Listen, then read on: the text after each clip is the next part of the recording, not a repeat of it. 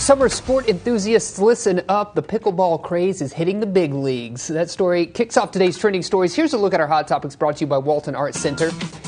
This week, pickleball courts were laid out at Fenway Park in Boston. And coming up on the weekend, fans of the sport can watch the pros play and even give it a try themselves in the outfield of the Red Sox historic home. The Pickleball for Ballpark series includes an exhibition with top-ranked players from the Professional Pickleball Association Tour. Amateurs can also reserve time on one of a dozen courts for $200 a person. That price does include a racket. And when they're done in Boston, they'll do the same thing at the San Francisco Giants Oracle Park out in California. Okay, Yeah. Nice. The Barbie movie will be going head-to-head in theaters this summer with Christopher Nolan's epic biographical thriller, Oppenheimer. Many fans already purchased tickets to see both films on the same day at an event that they're calling Barbenheimer.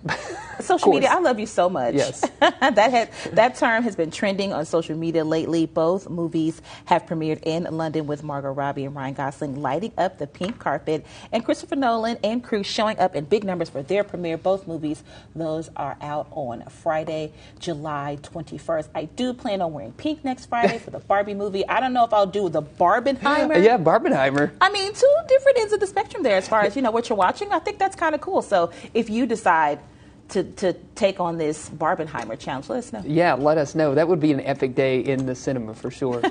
The Oppenheimer movie premiere was actually moved up by an hour to allow cast members to attend the event ahead of the possible SAG-AFTRA strike. So no deal has been reached on this ongoing story. The 2-week extension on talks did not help the two sides to reach a deal on a new contract before the deadline expired.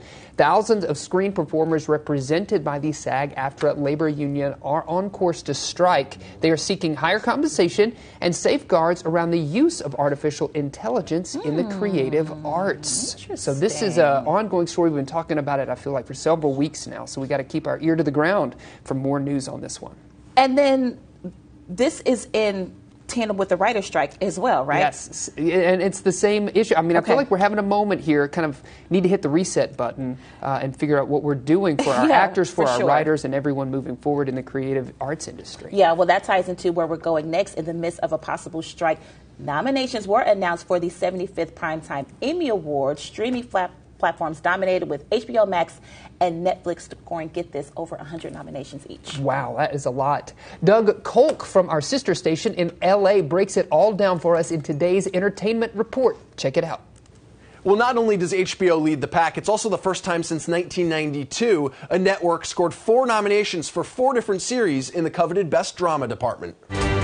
He's on the floor, Tom. Explain to me what he's doing. He's moseying, terrifyingly moseying. It's like if Santa Claus was a hitman. HBO's Succession took in the most nominations in its final season with 27, including Best Drama. I love you, but you are not serious people. Best Actor in a Drama Series nods for Jeremy Strong, Brian Cox, and Kieran Culkin, and a Best Actress nod for Sarah Snook. It will be up against The Last of Us, another HBO series.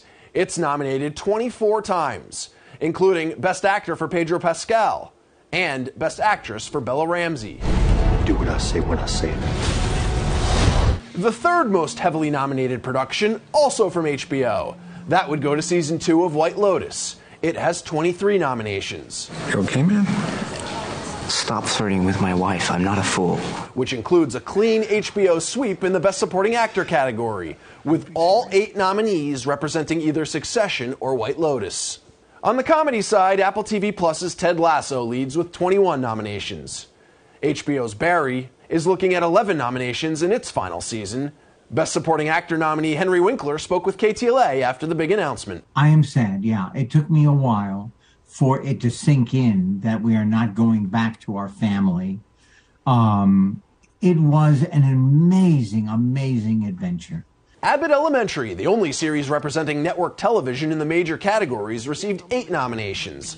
That includes a nomination for show creator Quinta Brunson, Tyler James Williams, Cheryl Lee Ralph, and Janelle James, who also spoke with Sam this morning after hearing the news. being surrounded by all these Emmy nominees and also our other cast members who weren't nominated is why I have been able to do the work that I'm doing. I'm feeding off of them, and we're feeding off of each other. So them being so great makes me look great as well. So I feel very lucky. The Emmys are currently scheduled for September 18th, but with the ongoing Hollywood labor dispute, that could all change. With your entertainment report, I'm Doug Kolk.